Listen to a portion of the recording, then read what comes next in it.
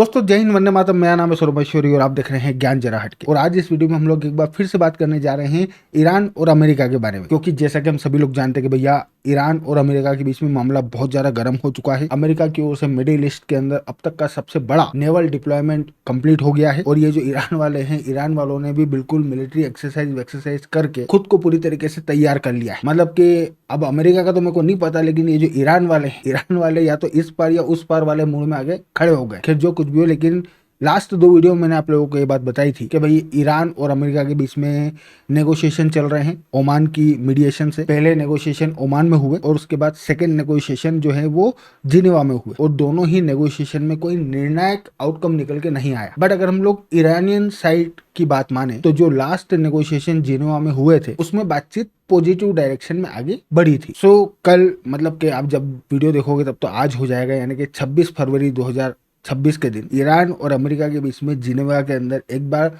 फिर से नेगोशिएशन होने जा रहे हैं। और अब देखो ऐसा होगा या नहीं होगा इसका तो खैर कोई भी गारंटी नहीं दे सकता, बट ऐसा माना जा रहा है कि ये जो नेगोशिएशन है ये अंतिम नेगोशिएशन। कल अगर अमेरिका और ईरान के बीच होने वाले नेगोशिएशन में कोई बात नहीं बनती, कोई निर्णायक फैसला नहीं हो पाता, कोई पॉजिटिव आउटकम नहीं निकलता है, तो फिर उस सिचुएशन में हम लोगों को डेफिनेटली अमेरिका की ओर से ईरान के खिलाफ कार्रवाई देखने को मिलेगी। अब ऐसे सच कहूँ तो पर्सनली मुझे नहीं लगता कि कल के नेगोशिएशन में भी कोई पॉजिटिव आउटकम निकल के आने वाला है, क्योंकि मेन समस्या है डिमांड। अमेरिका वाले ईरान वालों की किडनी मांग रहे हैं और ईरान वालों का कहना है कि साहब हमारे पास एक ही किडनी है, और अगर वो भी तुम्हें दे देंगे तो फिर उसके बाद तो हमारे दारू पीने के वांदे हो जाने। मतलब ये खैर मजाक की बात हुई, लेकिन अमेरिका वाले ईरान वालों से मांग रहे हैं कि भैया आपका ये जो न्यूक्लियर प्रोग्राम है इसको भी खत्म करो, और ये जो बैलिस्टिक मिसाइलें हैं इन्हें भी भंगार के भाव में तोल दो। और ईरान वालों का कहना है कि साहब न्यूक्लियर प्रोग्राम खत्म तो खैर नहीं करेंगे, लेकिन हाँ ये जो यूरेनियम है, यूरेनियम की इंडस्ट्रीमेंट को बंद करने की अपन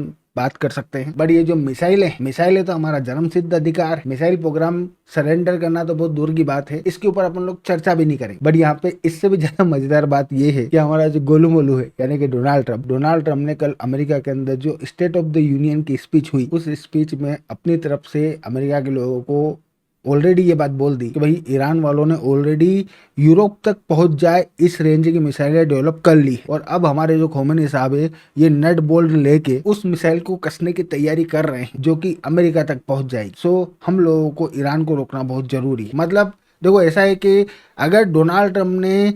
स्टेज पे खड़े होकर कैमरा के सामने पब्लिकली ये क्लेम किया है कि ईरान वाले ऐसी मिसाइल डेवलप कर रहे हैं जो कि अमेरिका तक पहुंच जाए, अमेरिका के शहरों तक पहुंच जाए, वहां पे जाके बमबारी करे, तो इसका मतलब ये बात 100% सच है कि ईरान वाले इस तरीके की मिसाइल डेवलप करने से अभी 20-25 साल दूर होंगे। 100% ये खबर फेक है, इस क्लेम के कोई हाथ पांव नहीं है। किसी ने डोनाल्ड ट्रंप को व्हाट्सएप पे मैसेज डाल दिया होगा या फिर डोनाल्ड ट्रंप ने कहीं सोशल मीडिया पे पढ़ लिया होगा और वही बात अगले ने स्पीच में बोल दी होगी। बट फिर भी डोनाल्ड ट्रंप ने स्पीच में जो मिसाइलों का जिक्र किया है, इससे एक बात साफ साफ क्लियर है कि ये जो बातचीत इस वक्त ईरान और अमेरिका के बीच में हो रही है, इस बातचीत में अमेरिका वालों की जो डिमांड है कि भाई ईरान का जो बैलिस्टिक मिसाइल का प्रोग्राम है उस प्रोग्राम को हमेशा हमेशा के लिए बंद करना पड़ेगा, और अपनी जितनी भी मिसाइल है उन्हें डिसमेंटल करके भंगार के भाव में बेचना पड़ेगा। अमेरिका वाले अपनी इस डिमांड से पीछे नहीं हटने वाले, और अगर अमेरिका वाले इस डिमांड से पीछे नहीं हटेंगे तो फिर बातचीत का कोई सार थोड़ी ना निकलने वाला है। किसी कीमत पे बातचीत नतीजे पे नहीं पहुंचेगी, क्योंकि ईरान वालों की ओर से ये बात साफ साफ क्लियर है कि मिसाइल प्रोग्राम को नहीं छोड़ेंगे। और यहाँ पे ईरान वाले ये जो बोल रहे हैं कि साहब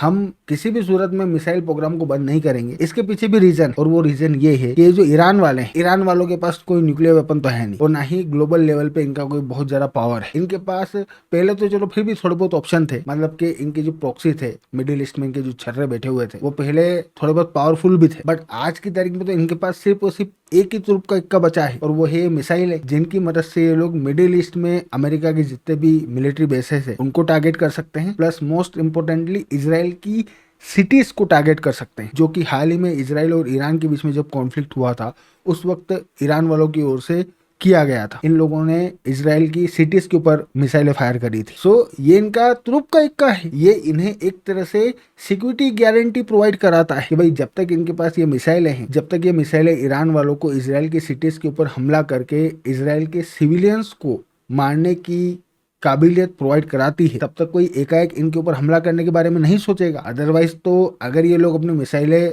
त्याग दे तो फिर कल कोई भी आके खोमेनी साहब को पेल जाएगा और ईरान के अंदर तख्ता पलट कर देगा। सो ये ईरान वालों का मुख्य कंसर्न है। और क्योंकि आज की तारीख में सिर्फ और सिर्फ ये मिसाइलें ही आखिरी तुरुप का इक्का ईरान वालों के पास बचा है, इस वजह से मतलब 99% चांसेस है कि ये लोग मिसाइलों पे किसी सूरत में कॉम्प्रोमाइज नहीं करेंगे। और अगर मिसाइलों पे कॉम्प्रोमाइज नहीं होगा तो फिर बातचीत किसी नतीजे पे नहीं पहुंचेगी, और अगर बातचीत नतीजे पे नहीं पहुंचेगी तो फिर कलेश होना तय है। प्लस इजराइल वाला फैक्टर भी है, क्योंकि ईरान की जो मिसाइल है ईरान के इस मौजूदा इस्लामिक रिजीम के लिए तुरुप का इक्का है। ईरान की वही मिसाइलें इजराइल के लिए आज की तारीख में सबसे बड़ा सिक्योरिटी थ्रेट है, क्योंकि हाल ही में इजराइल और ईरान के बीच में जो कॉन्फ्लिक्ट हुआ, भले ही उस कॉन्फ्लिक्ट में ईरान की मिसाइलों ने इजराइल को बहुत ज्यादा डैमेज ना पहुंचाया हो, लेकिन उस पूरे घटनाक्रम से इजराइल वालों को ये बात तो बहुत अच्छी तरीके से समझ में आ गई कि भाई ईरान की ये जो मिसाइलें हैं ये बहुत बड़ा सिक्योरिटी थ्रेट है। ये मिसाइलें एक्चुअली में इजराइल की सिटीज तक पहुंच सकती है और ईरान से फायर होने वाली हर मिसाइल को इजराइल नहीं रोक सकता। सो इजराइल की ओर से अमेरिका को इस बात को लेकर बहुत ज्यादा पुश किया जा रहा है कि अमेरिका ईरान के ऊपर न्यूक्लियर प्रोग्राम खत्म करने के साथ साथ ये मिसाइल प्रोग्राम को भी खत्म करने का दबाव बनाए। इनफैक्ट हाल ही में all of the sudden Israel के प्राइम मिनिस्टर बेंजामिन नेतन्याहू ने अमेरिका की यात्रा भी करी थी। तो इजराइल की ओर से अमेरिका के ऊपर प्रेशर चल रहा है। बट यहाँ पे इससे भी ज्यादा मजेदार बात यह है कि अमेरिका के अंदर डोनाल्ड ट्रंप के जो मिलिट्री एडवाइजर्स है उनमें से एक मिलिट्री एडवाइजर है अमेरिकन आर्मी के जनरल डैन चेन, और उन्होंने डोनाल्ड ट्रंप को ये एडवाइस दी है कि भाई ईरान के आसपास अपन ने हथियारों का जखीरा खड़ा कर दिया है, अपने तमाम युद्ध पोत वहां अपन ने भेज दिए हैं, अपन युद्ध की तैयारी भी कर चुके हैं, लेकिन मेरे को नहीं लग रहा कि ईरान के साथ युद्ध करके अपन जो टारगेट अचीव करना चाह रहे हैं वो टारगेट अचीव हो पाएंगे। मतलब कि खोमेनी साहब का तख्ता पलट करने की जो बात हो रही वो काम हो पाएगा। भाई अगर ये लोग युद्ध के लिए जाएंगे तो ऑब्वियसली बात है खोमेनी साहब का तख्ता पलट करना ही मेन टारगेट होगा। बाकी ईरान के ऊपर बमबारी करने से ना तो ये मिसाइल प्रोग्राम बंद होगा और ना ही यूरेनियम का इंडस्ट्रीमेंट बंद होगा। खोमेनी साहब का तख्ता पलट ही एकमात्र समाधान है। और उसको लेके डोनाल्ड ट्रंप के मिलिट्री एडवाइजर का ये कहना है कि ये ना हो पाएगा। अगर ये करने गए तो फिर बहुत कुछ हो जाएगा। और इसके पीछे डैन चेन ने जो रीजन बताया है वो रीजन भी बिल्कुल वैलिड है। डैन चेन का कहना है कि भैया अपना प्लान क्या है, अपना प्लान ये है कि अपन लोगों ने वहां पे बिल्कुल अपनी आर्मी का जमावड़ा खड़ा कर दिया है और अपन अपने सारे फाइटर जेट्स लेके और ईरान के ऊपर जाके बमबारी करेंगे और इनका जो इंफ्रास्ट्रक्चर है उसको तबाह कर देंगे। और अपन यहाँ पे ये एक्सपेक्ट कर रहे हैं कि इस इंफ्रास्ट्रक्चर को तबाह होते देख ईरान की ये जो इस्लामिक रिजीम है ये पीछे हट जाएगी और अपने साथ में कॉम्प्रोमाइज कर लेगी। बट ऐसा ना हुआ तो, क्योंकि ईरान की इस इस्लामिक रिजीम का जिस तरीके का चरित्र है, जिस तरीके का इन लोगों का माइंडसेट है, अगर हम लोग ईरान के ऊपर हमला करके ईरान के इंफ्रास्ट्रक्चर को तबाह करते हैं तो भी ये लोग उस इंफ्रास्ट्रक्चर की परवाह किए बिना बहुत ज्यादा चांसेस है कि फाइट कंटिन्यू करेंगे। और अगर ऐसा होता है तो फिर एक तो हम लोगों को मतलब कि अमेरिका वालों को बहुत ज्यादा लॉसेस उठाने पड़ेंगे। अमेरिका के लिए एक तरह से वॉर में फंसने वाला काम हो जाएगा। प्लस क्योंकि ये पूरा का पूरा war zone straight of Hormuz के बिल्कुल मुहाने पे है और वहां तक ईरान का सीधा एक्सेस है, इस वजह से दुनिया में ऑयल की जो सप्लाई है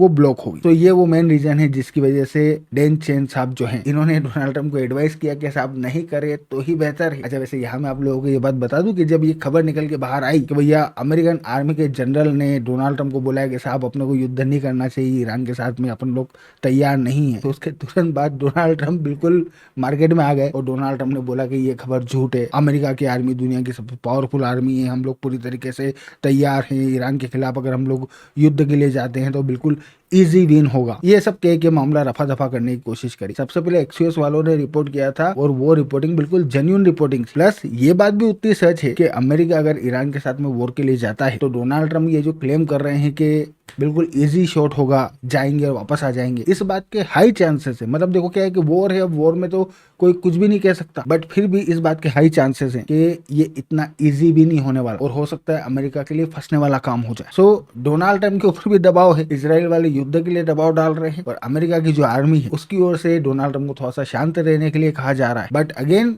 इजराइल का जो दबाव है अमेरिका के ऊपर, डोनाल्ड ट्रंप के ऊपर, मेरे हिसाब से वो काम कर रहा है, क्योंकि अगर वो काम नहीं कर रहा होता तो आज स्टेट ऑफ द यूनियन की जो स्पीच डोनाल्ड ट्रंप ने दी है उसमें डोनाल्ड ट्रंप ये ईरान का जिक्र नहीं करते और ईरान के मिसाइल प्रोग्राम को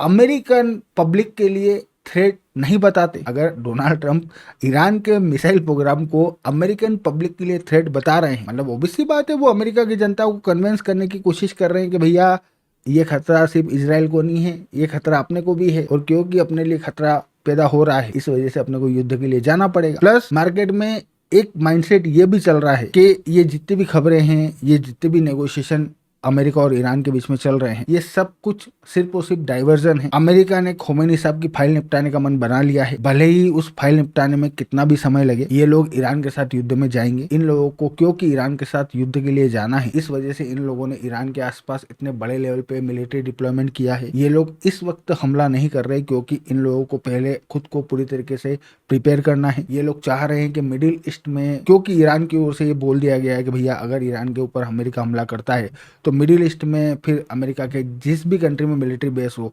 हर कंट्री और हर मिलिट्री बेस लेजिटिमेट टारगेट होगा। इस वजह से अमेरिका वाले चाह रहे हैं कि युद्ध होने की सिचुएशन में इन तमाम लोकेशंस को मिनिमम डैमेज हो, और उसी मिनिमम डैमेज को इंश्योर करने के लिए इन लोगों ने समय लेके, अच्छा खासा समय लेके पूरा का पूरा मिलिट्री डिप्लॉयमेंट, पूरा पूरा नेवल डिप्लॉयमेंट किया है। और अब क्योंकि ये लोग पूरी तरीके से तैयार है, इस वजह से मे भी पॉसिबल आने वाले कुछ दिनों में हम लोगों को अमेरिका की ओर से फाइनली ईरान के खिलाफ एक्शन देखने को मिले। बाकी तब तक के लिए आप लोग ये बात ध्यान में रखिए कि मैं हूँ आपका दोस्त सौरभ और आप देख रहे थे ज्ञान जे हटके। Thank you for watching. I really appreciate your time.